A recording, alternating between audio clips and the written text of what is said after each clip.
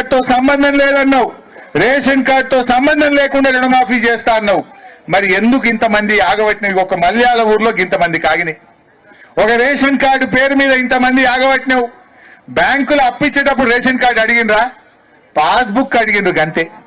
Passbook చూసి అప్పిచ్చినప్పుడు మాఫీ చేసేటప్పుడు కూడా పాస్బుక్ చూసే మాఫీ చేయాలి. ఎందుకు రేషన్ కార్డుతో ముడిపెడుతున్నావు? ఇది మోకాలకు బోడగుండుకు ముడిపెట్టినట్టు రేషన్ కార్డుతో ముడిపెట్టి రైతుల ఉసురు పోసుకుంటున్నాడు ఇవాళ రేవంత్ రెడ్డి గారు. దయచేసి ఆలోచన చేయండి. ఇప్పటికైనా రైతుల ఆగ్ర ఆవేశాలు రాకముందు ఈ పండుగలోపు, వచ్చే బతుకమ్మ దసరా పండుగలోపు రైతులందరికీ రుణమాఫీ చేయాలని ఈ ప్రభుత్వాన్ని హెచ్చరిస్తా ఉన్నాం.